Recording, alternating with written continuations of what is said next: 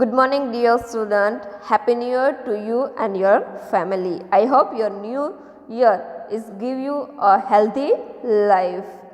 Dear student, in our paper number 7, we learn in previous our vacation chapter number 1st why we study literature, and today we will start our next chapter, ballad, epic and other narrative poetry. Dear student, first of all we learn what is the meaning of ballad. વિદ્યાર્થી મિત્રો, આજનો આપણો topic છે બેલાડ. બેલાડનો મતલબ એવો થાય છે કે નાનું એવું લોકગીત અથવા તો ટૂંકી કવિતા, અથવા તમે એવું કહી શકો કે જેની અંદર જે ટૂંકી કવિતાની અંદર નાની એવી સ્ટોરી હોય, જે કવિતાના સ્વરૂપમાં હોય, તેને આપણે બેલાડ કહી શકીએ છીએ. વિદ્યાર્થી મિત્રો, આવો તો આજે આપણે બેલાડ વિશેની માહિતી મેળવીએ. Ballad as a narrative poem આપણો કોન્સેપ્ટ છે કે બેલેડ એક વર્ણનાત્મક કવિતાનું સ્વરૂપ. The ballad is one of the oldest form in English. બેલેડ એટલે કે લોકગીત જે છે તે અંગ્રેજી સાહિત્યનું સૌથી જૂનામાં જૂનું સ્વરૂપ અથવા તો જૂના સ્વરૂપોમાંનું એક છે. It arise out of folk literature. Folk એટલે કે લોકગીત, તે જે આપણું લોક સાહિત્ય છે તેમાંથી આવ્યું છે અથવા તો તેમાંથી તેનો જન્મ થયો છે. Originally it was song from village to village. સૌથી પહેલાં જોઈએ તો તે સંગ એટલે કે સિંગનું પાસ્ટ પાર્ટિસિપલ ફોર્મ છે કે સૌથી પહેલાં તે ગામડે એક ગામથી બીજા ગામમાં ગવાતું હતું. એકમ્પનીડ બાય અ હાર્પ ઓર અ ફિડલ. ફિડલ અને હાર્પનો મતલબ થાય છે તંતુ વાદ્ય, કે જે મોઢા દ્વારા જે વગાડવામાં આવતું હતું તેવું એક સંગીતનું સાધન. સૌથી પહેલાં તે એક તંતુ વાદ્યની સાથે ગાવામાં આવતું હતું by a hands of singers, કે જે ખરેખર બેન્ડ એટલે કે એક જે સંગીતકારોનું જૂથ છે તેના દ્વારા ગાવામાં આવતું હતું. who earned a living in this way. અને આવા લોકો પોતાનો ગુજારો, જિંદગી જીવવાની આજીવિકા છે તે આ તંતુવાદ્યની સાથે સાથે બેલેડ ગીતો ગાઈ અને પોતાની આજીવિકા ચલાવતા હતા. ઇટિમોલોજીકલી બેલેડ મીન્સ અ ડાન્સિંગ સોંગ. ખરેખર જો જોઈએ તો બેલેડનો મતલબ એવો થાય છે કે નૃત્ય કરતું એક ગીત. In the days before printing was invented, જ્યારે એક છાપકામની શરૂઆત ન થઈ હતી ત્યારે it was handed down by oral tradition. Oral એટલે કે મૌખિક. જ્યારે છાપકામની શરૂઆત ન થઈ હતી ત્યારે દરેક લોકો આને હાથ દ્વારા લખતા હતા અથવા તો મૌલિક રીતે એકબીજા વ્યક્તિ કહેતા અને ત્યારબાદ તેનું લખાણ થતું હતું. The English word ballad is used in a number of different ways. આ અંગ્રેજી શબ્દ બેલાડ છે તે અલગ અલગ રીતે દરેક લોકોએ તેની વ્યાખ્યા અલગ અલગ કરી છે અને અલગ અલગ લોકોએ તેને અલગ અલગ રીતે ઉપયોગમાં લીધી છે. When it is used in connection with literature, it means. પરંતુ જ્યારે સાહિત્યની સાથે બેલેડનો મતલબ લેવામાં આવે છે અથવા તો જ્યારે સાહિત્યની સાથે બેલેડનો સંબંધ છે ત્યારે એઝ પર ઓક્સફોર્ડ ડિક્શનરી, ત્યારે આપણે ઓક્સફોર્ડ ડિક્શનરીના મત મુજબ અથવા તો ઓક્સફોર્ડ ડિક્શનરી છે તેના મંતવ્ય મુજબ ખરેખર બેલેડની વ્યાખ્યા શું થશે તે જોશું. A simple spirited poem in short stanza. Spirited એટલે કે જુસ્સાવાળી, સિમ્પલ એટલે સરળ. ખરેખર એક ટૂંકા પેરેગ્રાફમાં એકદમ સાદી અને જુસ્સાવાળી કવિતા. નેરેટિંગ સમ પોપ્યુલર સ્ટોરી, કે જે ખરેખર નેરેટિંગ એટલે કે વર્ણન, જે ખરેખર કોઈ પ્રખ્યાત એવી જે વાર્તાઓ છે તેને ખરેખર વર્ણવે છે. કવિતાના સ્વરૂપમાં કોઈ સારી એવી સારી એવી જે સ્ટોરીઝ છે તેને વર્ણવે છે. The ballad may be defined as a short story in verse. કદાચ એવું, તેથી આપણે એવું કહી શકીએ કે એટલે કે કદાચ બેલેડ જે છે તે કદાચ કવિતાના સ્વરૂપમાં એક ટૂંકી વાર્તા દર્શાવે છે. The word ballad is derived from the word બેલાર. ડિરાઇવ્ડ એટલે ઉત્પન્ન થવું. ખરેખર બેલેડ શબ્દ છે તે ખરેખર બેલેર નામના શબ્દમાંથી ઉત્પન્ન થયો હતો. વિચ મીન્સ ટુ ડાન્સ, જેનો મતલબ બેલેર એટલે કે ડાન્સ. તમને ખબર છે કે બેલી ડાન્સ આવે છે, છોકરીઓને ખબર જ હોય કે જે ખરેખર કમરના ભાગમાંથી થતો હોય તેને બેલી ડાન્સ કહેવામાં આવે છે. અને બેલાર એટલે પણ ખરેખર ડાન્સ, બરાબર. અને એ બેલેરમાંથી આપણો બેલેડ શબ્દ છે તે ઉત્પન્ન થયો છે. ઓરિજિનલી ધ બેલેડ વોઝ ઇન્ટેન્ડેડ ટુ બી સંગ ટુ એન ઓડિયન્સ. સામાન્ય રીતે અથવા તો મૂળ રીતે ઇન્ટેન્ડેડ એટલે કે ઈરાદાપૂર્વક જોઈએ તો ખરેખર ઓડિયન્સ એટલે કે દરેક લોકો છે તે સાથે ડાન્સ કરતાં કરતાં જે ગીત ગાતા હતા. Since it developed at an early stage in man's cultural evolution, અને ત્યારબાદ અર્લી સ્ટેજ એટલે કે ત્યારબાદ સૌથી જ્યારે શરૂઆત થઈ હતી ત્યારે મનુષ્યની એટલે કે માણસોની જે ખરેખર સાંસ્કૃતિક બાબતો છે તેમાં ક્રાંતિ લઈ આવવા માટે તેનો વિકાસ થયો હતો. Its subjects are deeds rather than thought. ખરેખર બેલેડનું કાર્ય રાધર ધેન એટલે કે એના કરતાં કાર્ય કરતા વિચારોનું વધારે હતું. They are of the simplest kind. ખરેખર તેનું સ્વરૂપ છે તે એકદમ સરળ છે. Such as a memorable fuel, a thrilling adventure, a family disaster, love and or and the like.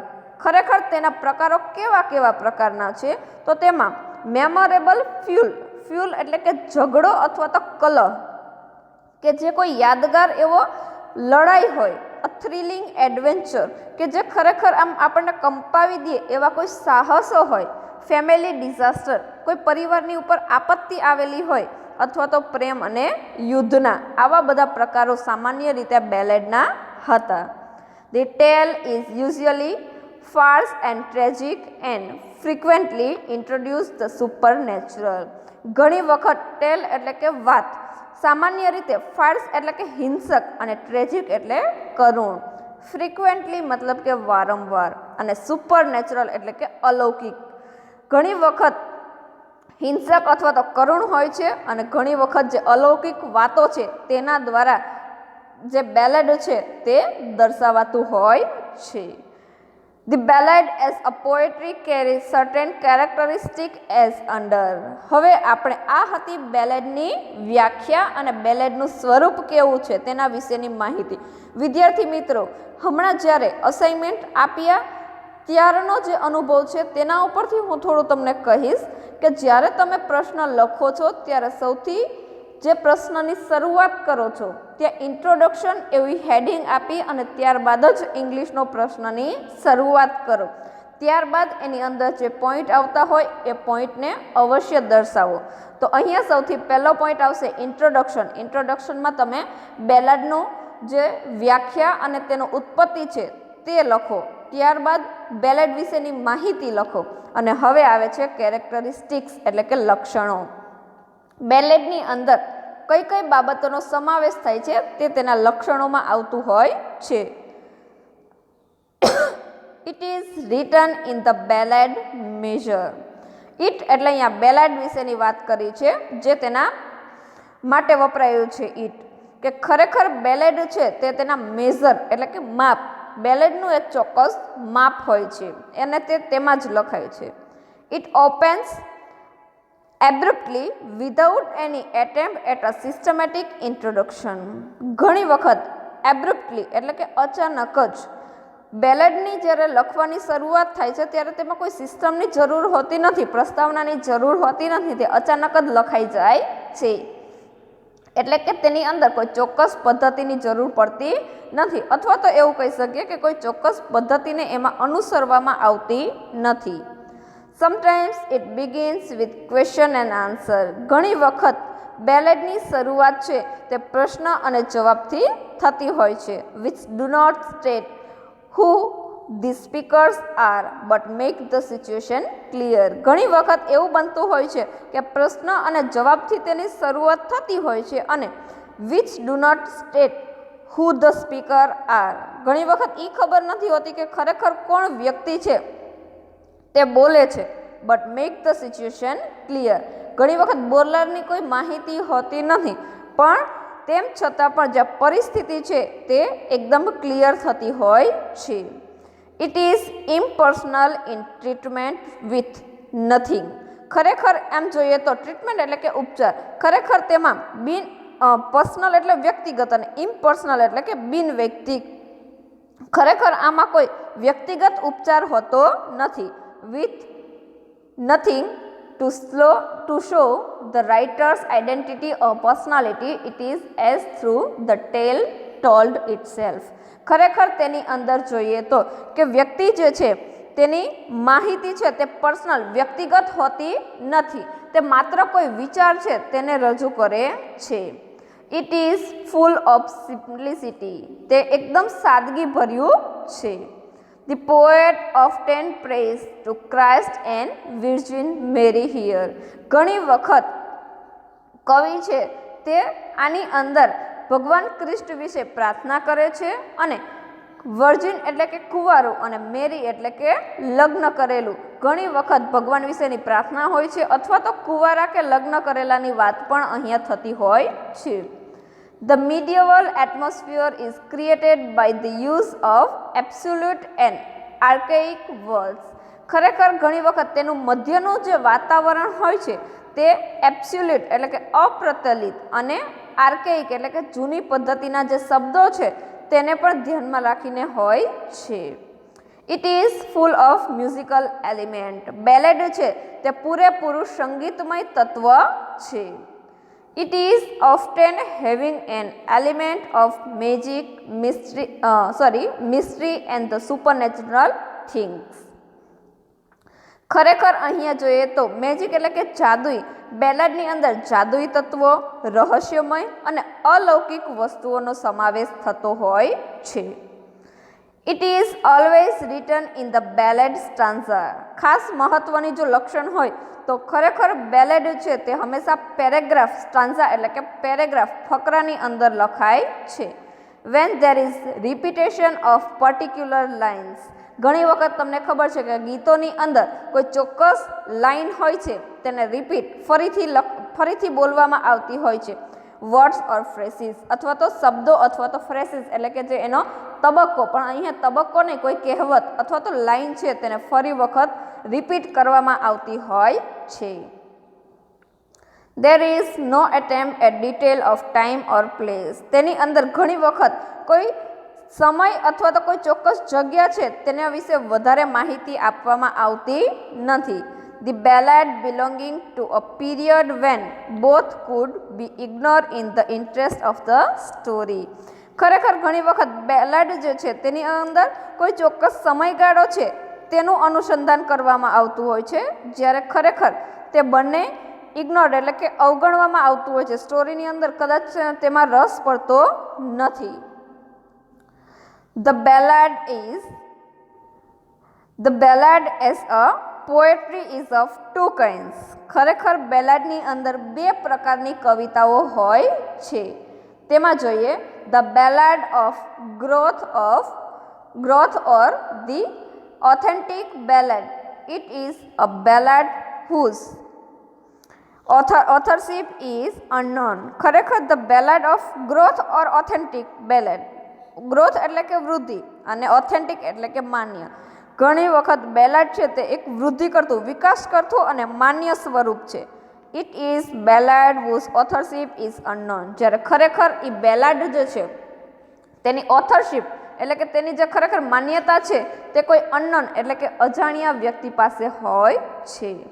It has been existent for ages. Existent એટલે કે સમયગાળા સુધી ચાલવું, અને તે ખરેખર કોઈ ચોક્કસ સમયગાળા સુધી જ ચાલતું હોય છે, આજીવન ચાલતું નથી.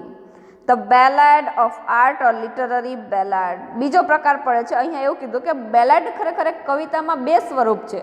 તેમાં પ્રથમ સ્વરૂપમાં એવું કીધું કે the ballad of growth or the authentic ballad. ખરેખર બેલાડ છે ને એ વૃદ્ધિ કરતું હોય છે. વૃદ્ધિ એટલે કે સમયે સમયે બદલાય છે અને બીજું એવું કીધું છે તેમાં કે ખરેખર તેના જે ઓથરશિપ જે ખરેખર કોઈ વ્યક્તિ છે તે અનનોન હોય છે કે જેને કોઈ ઓળખતું નથી અને તે કોઈ ચોક્કસ સમયગાળા માટેનું હોય છે એવું પહેલા પ્રકારમાં કીધું. બીજો પ્રકાર આવે છે the ballad of art or literary ballad. ખરેખર બેલાડ જે છે તે ખરેખર એક સાહિત્ય અથવા તો એક કલા જે છે તેનો પ્રકાર છે which may be describe by Hudson as. અહીંયા હડસન તેને જે જાણીતા એવા અંગ્રેજી સાહિત્યના રાઇટર છે હડસન, તે કહે છે a literary development of the traditional form. જે ખરેખર સાહિત્યનું એક પરંપરાગત સ્વરૂપ છે તેનો વિકાસ કરે છે. હડસન એવું કહે છે કે બેલેડ છે તે ખરેખર પરંપરાગત એક સાહિત્યનું સ્વરૂપ છે જેનો વિકાસ આગળ થાય છે. The ballad of growth is genuine એટલે કે મૂળ બાબત. ખરેખર બેલેડ છે તેને મૂળ બાબતમાં વૃદ્ધિ કરે છે. It has been grown up naturally among a primitive race. Primitive એટલે કે જૂનવાણી અને રેસ એટલે કે વંશજો. જે ખરેખર સામાન્ય રીતે જ જૂનવાણી પોતાના એક પછી એક જે વંશજો છે તેની અંદર વૃદ્ધિ કરે છે. એટલે કે બાપ દાદા પછી પેઢી દર પેઢી તેમાં પરિવર્તન આવે છે અથવા તો પેઢી દર પેઢી તેમાં આગળ વૃદ્ધિ થાય છે. The literary ballad is. સાહિત્યક બેલાડ જે છે, સાહિત્યક સંગીત જે છે તે imitative and a conscious attempt at the ballad manner. Imitative એટલે કે અનુકરણ અથવા તો નકલ અને કોન્શિયસ એટલે કે વાકેફ. ખરેખર જો એક સાહિત્યનું જે બેલાડ છે તેમાં અનુકરણ અને જે માહિતી છે તેને એકદમ વાકેફ કરવી એટલે કે તેનાથી જાણકારી આપનારું છે. ખરેખર બેલેડની રીત શું છે? મેનર એટલે કે રીત કે જે ખરેખર અનુકરણ કરે છે એટલે કે જે સમયગાળો છે તેનાથી લોકોને માહિતી આપે છે. વિદ્યાર્થી મિત્રો, આપણો પ્રથમ ટોપિક હતો પેપર નંબર 7નો કે વાય વી સ્ટડી લિટરેચર અને તેના આપણે 9 લેક્ચર જે છે તે એટેન્ડ કર્યા. આજનો આપણો આ 10મો જે લેક્ચર છે તે હતો બેલાડ વિશેનો. બેલાડ એટલે કે એક લોકગીત. તે હંમેશા પેરેગ્રાફમાં લખાતું હોય છે. તેની અંદર ટૂંકી વાર્તા હોય છે. લોકગીત એટલે કે ટૂંકી વાર્તાનું જે સ્વરૂપ તે હંમેશા પેરેગ્રાફમાં લખાય છે અને તેની અંદર કોઈ વર્ણન કરતી નાનકડી એવી વાર્તા છે તેનું સ્વરૂપ હોય છે. તેના સિવાય આપણે બેલાડના લક્ષણો જોયા. તો દરેક વિદ્યાર્થી મિત્રો આજના હોમવર્કમાં આ ક્વેશ્ચનને સારી રીતે સમજી અને રીડિંગ કરશે. Okay, thank you. Have a nice day.